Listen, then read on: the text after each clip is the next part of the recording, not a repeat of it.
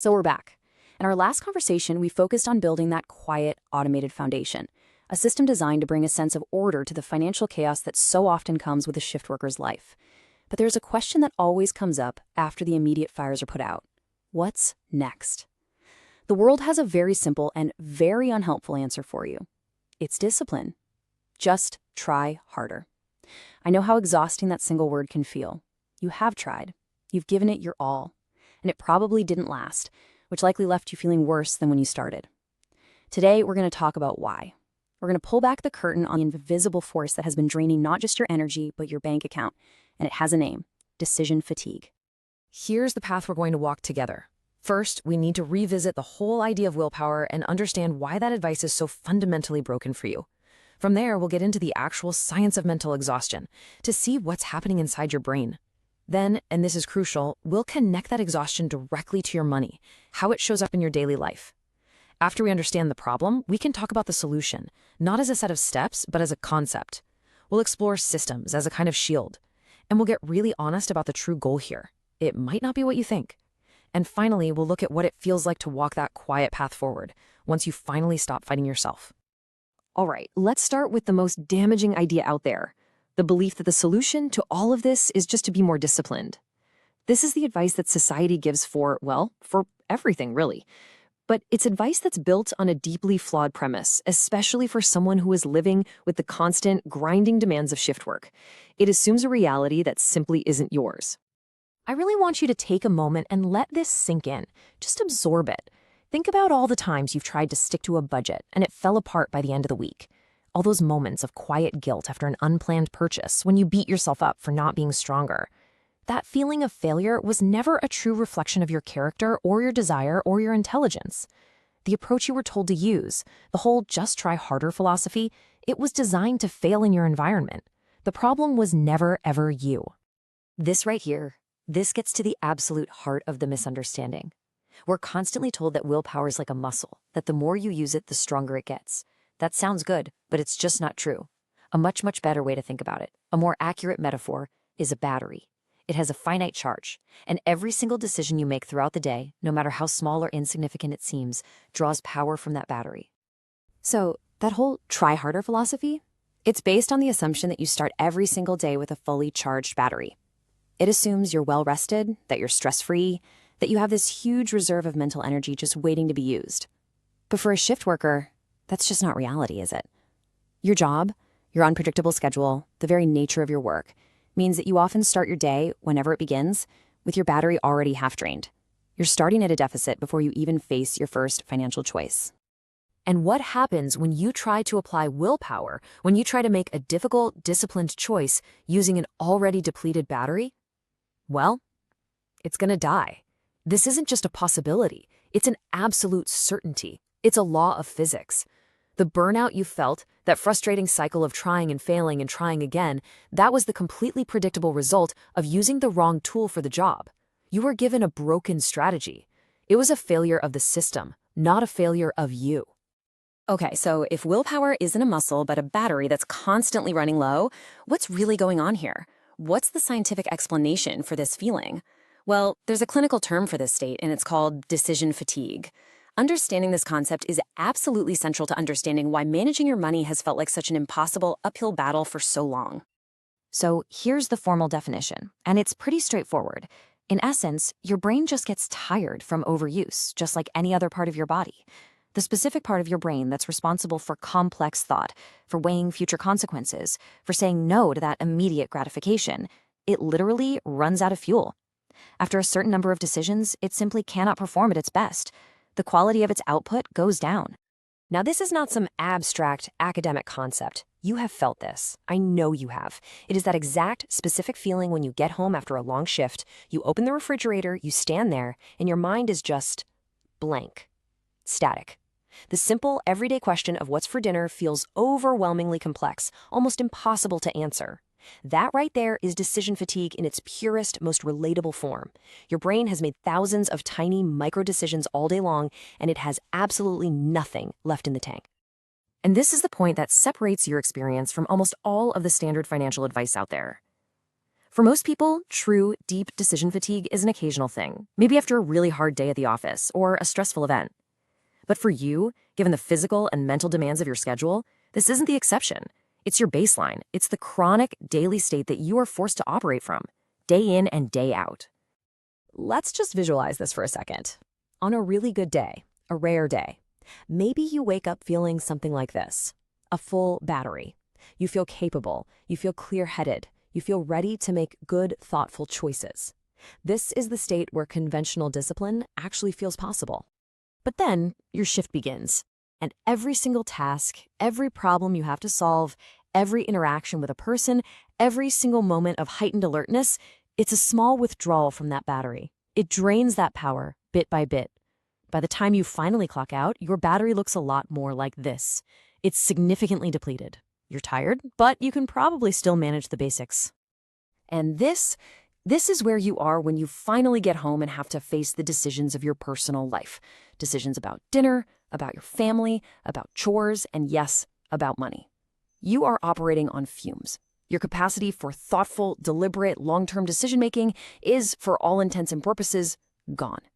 Trying to force yourself to sit down and make a budget or analyze your spending in this state isn't just difficult, it's neurologically impossible. So now, let's draw a straight line. Let's connect this state of profound exhaustion directly to your finances. Because decision fatigue doesn't just make you feel tired, it actively changes your behavior. It creates very predictable patterns, symptoms, if you will, that systematically drain your money. And there are 3 big ones we need to talk about. The very first symptom is impulse. When your willpower battery is effectively dead, the part of your brain that acts as the brake pedal, the part that says, hang on a second, do I really need this? Can I actually afford this? It just stops working effectively. It takes a lot of energy to resist temptation, to say no to a desire. And it's energy you simply do not have left. In a state of fatigue, your brain has one primary goal: conserve energy. It is constantly looking for the path of least resistance. And what is the easiest, most frictionless, lowest energy answer to almost any question? It's yes. One-click ordering, adding that little extra thing to the cart, tapping your card at the register. These actions require almost zero cognitive energy. Saying no, on the other hand, requires deliberation. It requires effort. It requires a debate. And your brain doesn't have the resources for that debate. So the default becomes yes. The second symptom, and this one is huge, is a heavy, almost total reliance on convenience. Now, this is often judged by the outside world as being lazy or careless with money, but in the context of decision fatigue, it's actually a very logical survival strategy.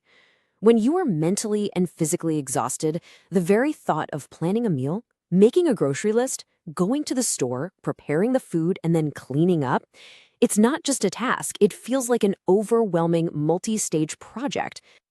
Think about it this way. When you pay $15, maybe $20 for food delivery, you're not just buying a meal. That's not the real transaction. You are buying your way out of a dozen subsequent decisions and tasks.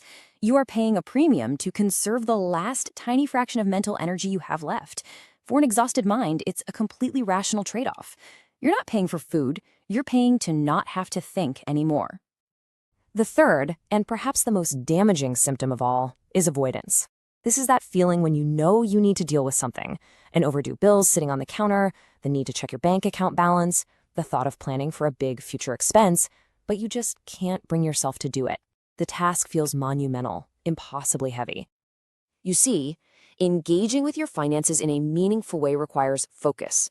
It requires emotional regulation because money is emotional. It requires the ability to look at cold, hard numbers, analyze them, and then make a plan. All of these are high-energy cognitive functions. They demand a lot from your brain. So when your battery is hovering at 1%, your brain will do what it has to do to protect itself from that kind of overload.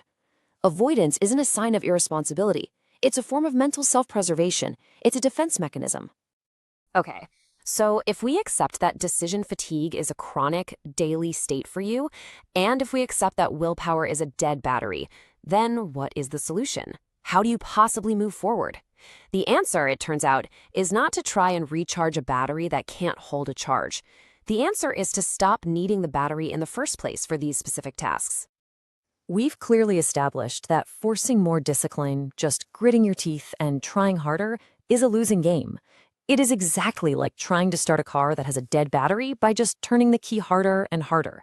It accomplishes nothing except for making you feel more frustrated. We need a completely different approach, one that doesn't rely on your mood or your energy levels at all. This is it. This is the core principle that changes absolutely everything. The goal is not to get better at making good financial decisions when you are completely exhausted. That's an impossible task. The goal is to create a situation where you have to make as few financial decisions as possible in your day-to-day life. The goal is to make good choices the automatic default. This is a picture of what your brain feels like without a system in place. Every single day, it's just a constant barrage of questions. Should I buy this coffee? Can I afford these groceries this week? When is that bill due? Did I remember to pay it? Do I have enough set aside for rent? Each one of these questions is another arrow, another small drain on your already low battery. It's a state of constant low-grade mental noise. Now, this is what happens after you've built the kind of structure we've talked about before, that automated system that you designed. It acts as a shield. It literally intercepts all of those decisions before they can even reach you and demand your energy. Your bills get paid automatically, so you don't have to think about them. Your savings are set aside automatically, so that's not a choice you have to make. The money you have for daily spending is predetermined and separate. The decisions have already been made for you, by you, when you were rested and clear-headed. The primary function of the system is to absorb the cognitive load. That's its job. It takes on the work of remembering, of calculating, of executing, and the result of that is quiet. The constant low-level anxiety and mental chatter that hums in the background about money, it begins to fade. It fades because there's nothing left to debate. There are no decisions to make. The right thing is already happening, quietly in the background. As we start to move toward the end of our conversation today, it is absolutely vital that we are honest and clear about what this approach can do, and just as importantly, what it cannot do. This is not a magic wand. It is a specific tool for a very specific purpose, and understanding that purpose is the key to any kind of long-term success with it. I want to be very direct about this. Building this kind of automated system, shielding yourself from decision fatigue, this is not a strategy for generating wealth. This is not about picking the right stocks or aggressive investing or finding some secret to financial freedom overnight. If that is what you're looking for, this is the wrong path. The goal of this entire process is to achieve something that, for many people who live in a state of constant exhaustion, is far more valuable than wealth. The true goal is stability. It is predictability. It is the absence of chaos. It's the deep, quiet peace of mind that comes from knowing that your financial foundation is solid, regardless of how tired you are, regardless of what kind of day you had. We have this cultural idea that discipline should be dramatic and intense, like a montage in a movie. But real, lasting, sustainable discipline is actually quite boring. It's the quiet, predictable, calm repetition of a system, just doing its job, day after day, week after week. And in a life that is so often filled with chaos and unpredictability, boring is a sanctuary. Boring is stable. Boring is peace. So what happens over time when this boring stability becomes your new normal? It actually does something far deeper than just organizing your bank accounts. It begins to fundamentally change how you see yourself. The structure that you built ensures that the right things are happening consistently, even on your worst days. You don't have to feel motivated. You don't have to feel energetic. The system provides that consistency for you. And over time, that external consistency starts to create a powerful internal shift. You start to become, without even trying, the kind of person who has their finances in order. Not because you are forcing yourself every day to be that person through sheer brute force willpower, but because it's simply the natural, effortless outcome of the orderly environment you've created for yourself. It ceases to be a struggle. It just becomes who you are. And so, I want to leave you with this question. Just think for a moment about what changes, not just with your money, but in every other area of your life when this one major source of constant stress is neutralized. What mental and emotional energy is finally freed up when you are no longer at war with your own finances every single day? That quiet predictability, that is the true foundation. And from that foundation, everything else can finally begin to be built.